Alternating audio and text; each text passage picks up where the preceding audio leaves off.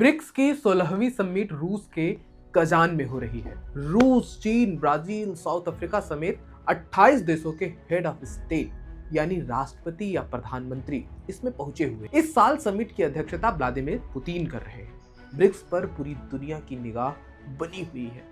वो इसलिए क्योंकि यूरोपियन यूनियन को पछाड़कर ब्रिक्स दुनिया का तीसरा सबसे ताकतवर इकोनॉमिक ऑर्गेनाइजेशन बन चुका है। ग्लोबल जीडीपी में ईयू यानी यूरोपियन यूनियन के देशों की कुल हिस्सेदारी 14% है, वहीं ब्रिक्स देशों का हिस्सा 27% है। यूरोपियन यूनियन में जहां Sweden, Spain, Italy, Germany, France जैसे देश हैं, वहीं ब्रिक्स में ब्राजील, रूस, भारत और चीन जैसे देश हैं। ब्रिक्स का अपना अलग बैंक भी है जिसे न्यू डेवलपमेंट बैंक के नाम से जाना जाता है। इसका हेडक्वार्टर चीन के शंघाई में है। जो भी देश ब्रिक्स का मेंबर है उन देशों को सरकारी या प्राइवेट प्रोजेक्ट्स के लिए लोन देना इस बैंक का काम है। राइजिंग इकोनॉमी के कॉन्सेप्ट पर बने इस ग्रुप में पिछले साल तक 5 देश ब्राजील, रूस, चीन, भारत और दक्षिण अफ्रीका शामिल थे। इस साल यूएई, ईरान, इजिप्ट और यूथोपिया स्थापित सदस्य बन जाएंगे।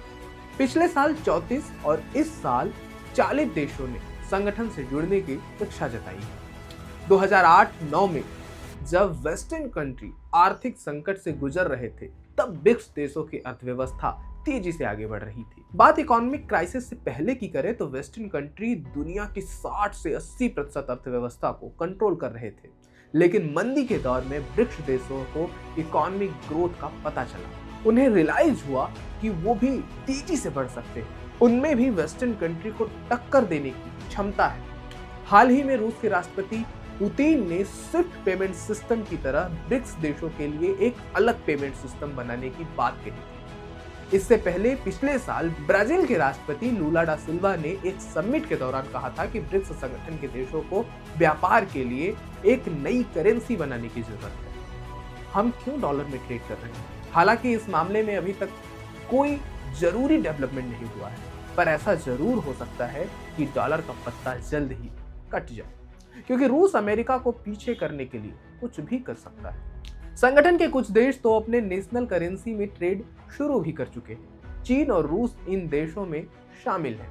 यूक्रेन जंग के बाद रूस नेशनल करेंसी के इस्तेमाल पर जोर दे रहा है। इसकी सबसे बड़ी वजह यह है कि अमेरिका और वेस्टर्न कंट्री ने रूस के एसेट्स को पूरी तरह से सीज कर दिया है।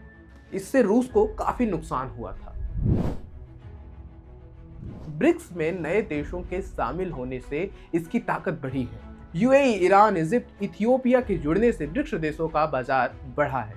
यूएई जैसी तेज गति से बढ़ती अर्थव्यवस्था इससे जुड़ी है, जिसकी ग्लोबल एक्सपोर्ट पोटेंशियल 2% से भी अधिक है। साथ ही इन देशों के साथ आने से ब्रिक्स के कुल लैंड एरिया और जनसंख्या में भी बढ़ोतरी हुई। इस संगठन की ज्वाइंट मिलिट्री कैपेबिलिटी में भी इजाफा हुआ है। हालांकि ब्रिक्स कोई मिलिट्री ऑर्गेनाइजेशन नहीं है, मैं बस विजुलाइज कर रहा हूँ। आपको पता है पाकिस्तान ने भी इसमें शामिल होने के लिए आधिकारिक तौर पर अप्लाई किया था।